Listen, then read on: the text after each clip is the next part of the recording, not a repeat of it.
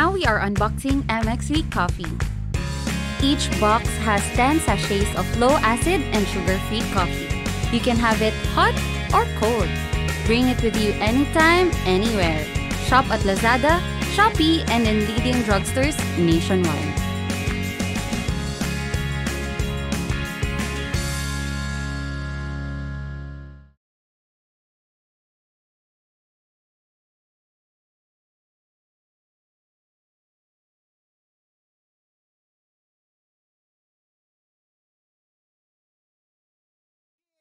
Miss Dabaglita! With Tita Cora and Kapitana Sisa. Same, pero iba. We are number 106.7 Energy FM Panggawag mong sabihing radyo, sabihin mo. Hoy, nako, magandang umaga. Muli sa lahat ng mga misis ngayon na nakatutok sa atin sa kani-kanilang mga tahanan. Uy, anong niluluto nyo? Kayo ba ngayong oras na ito ay nagtatalbos na ng kani-kanilang ilalahok sa kani-kanilang mga lutuin? Upang lang sa ganon, paggising ng mga batugan yung anak ay meron kayong ipapalamon sa kanila. Nakakaloka naman yan. Nako, John, lasing ka na naman kagabi. Wala ka nang ginawa kundi maglasing, nakakaloka ka. Ay, but anyway, alam nyo ba kahapon ay winindang talaga. Ay, bakit na tayo napupunta? Nawindang talaga ang sambayan ng Pilipino nung magbitiw si VP Sara sa kanyang pwesto sa pagiging secretary ng Department of Education. Pero yung mga information about it, hindi ko ichichika kasi showbiz tayo, di ba?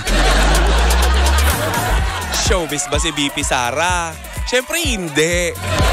Pero karapatan natin mga Pilipino na malaman ang mga informasyon tungkol dito. Kaya naman, kaliwat kanan naman yung mga information na lumalabas sa internet. Kaya naman, di ba, bilang karapatan din naman natin yan, mag-research muna bago kayo kung ano-anong pinopost nyo Nako warning yan sa lahat ng mga nagpapakalat ng fake news. Dahil nitong mga nakarang araw may mga kumakalat na balita na di umano ang dating presidenteng Rodrigo Duterte ay parang sabi dun ay pumanaw na nako, fake news po yun. Nako, tigilan nyo ang pagpapakalat ng mga fake news. Diba? Actually sa mga artista, uso din yung mga ganyan Yung buhay na buhay pa, may show pa tas biglang pinatay, nakakaloka kayo. Diba? Pero wag na tayo malungkot kasi the more na sinasabi nilang patay na yung isang artista ay lalong humahaba ang buhay, di ba? Marami ng mga artistang ganyan, ilang beses nang pinatay sa chismis pero ang buhay na buhay pa rin yung mga kabats niya na tegi na lahat Diba? Nako, hindi yan magugustuhan ng aking mga babatiin na Axel Cruz. Kilala niyo si Axel Cruz? Si Axel Cruz yung yung bro code sa Showtime. Si Axel Cruz yung di umano'y bibeso. Pero bro code daw, sabi niya. Axel, yung totoo. Ay, batiin lang din natin si Ina Wacharatrakul. Ano ba to? Paano ba yung pangalan? Hoy, alam mo, ayusin nyo naman yung mga pangalan nyo kagaya nung nakarang araw. Sabi sa akin, Tita Cora, i-shout out mo naman po ako sa inyong programa. Bakla yung pangalan mo, hindi pang radyo, ang bastos. Diba, paano ko babasahin yun? Hindi na KBP ako. Diba? Gusto niyo yata akong pagbakasyonin, di ba Ash? Naku, nakakaloka. Grabe naman tong mga tao na to. Attorney! Si Attorney Adrian Wong. Ayan, at saka si Kumaring Sisa at ang ating Team Energy na nandyan ngayon sa isang press con ng Arena Plus. Ayan, good morning po sa inyong lahat at eto na ang chika ko for today's video. Siya nga pala sa mga hindi nakakilala sa akin, ako Tita Cora. Partner ko Sisa, wala, nasa press con. Ito ang programang Baklitas. Woo, woo, woo, woo. Okay na. Oy, eto lang chika natin. Kasi marami nagtatanong sa akin ano daw ang views and opinions ko about it. Wow! Kala mo naman, napaka-importanting tao para hingan ng opinion. Pero eto na nga, kamakailan lamang ay parang ginimbal, ginulat, pinahangan na naman nitong si SB19 Stel ang publiko. Dahil nga nga sa naganap na concert nitong si David Foster dito sa Pilipinas na di umano itong si Stella ay front act lamang kung saan ang aawitin niya ay yung kanyang song sana na Room. Ngayon, ang nakakaloka na lang dito, challenge siya nitong si David Foster na kantahin yung All By Myself.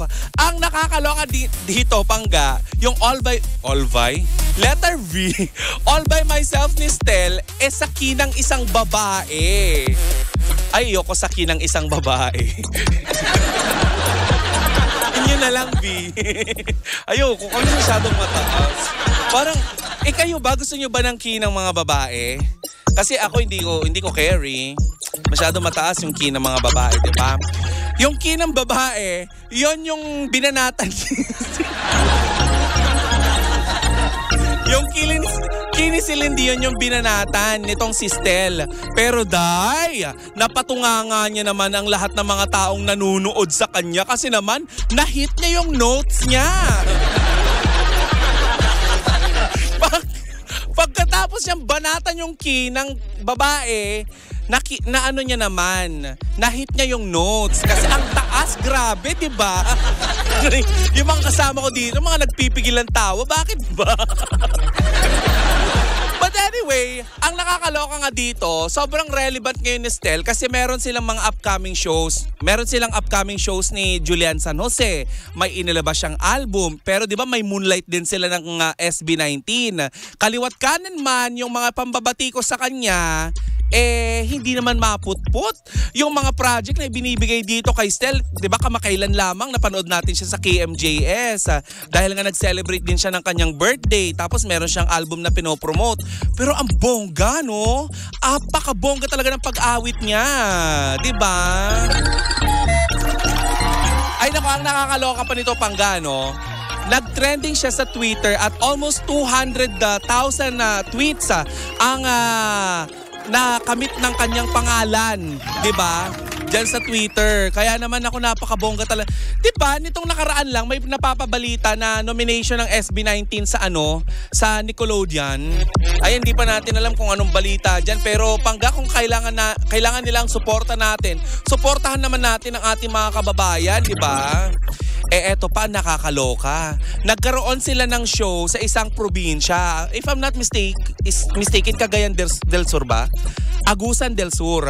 Meron silang show sa Agusan del Sur. O, di ba? Alam mo kung sino yung nasa tabi ko? Si Attorney Adrian mo. Charing.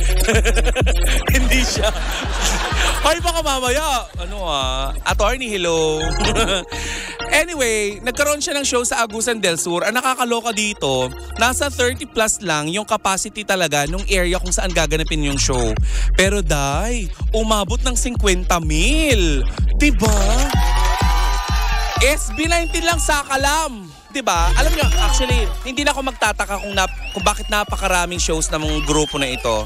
Kasi na-meet namin sila ni Kapitana Sisa sa mga ilang events at napakabait talaga, napaka-down to earth nito. Lalo na si Stel, diba? At saka itong si Felipe. Mababait itong mga tao na to. Kaya, diba, hindi nga nila tinotolerate kapag may mga, mga tagahanga sila na ginagantihan yung mga, alam mo yan, may mga nagsasabi din kasi ng hindi magaganda sa kanila, hindi nila pinapatulan. Kasi nga naman, rason nga naman nila, ano pang pagkakaiba natin sa kanila kung papatulan din natin sila, di ba? Kaya deserve ni Stel ang lahat ng mga palakpakan ngayon at hiyawan ng mga tao, lalo na ng mga nakakapanood na nagtitrending niyang video sa TikTok. Kaya naman, Stel kung meron kang gustong i-promote open tayo dito sa Energy FM. Diba? Ganyan tayo, open tayo sa mga taong mga mababait. Pero ito may bubulong ako sa inyo Meron daw merong isang producer na parang gusto yatang kunin sila Stel sa isang show dyan sa US.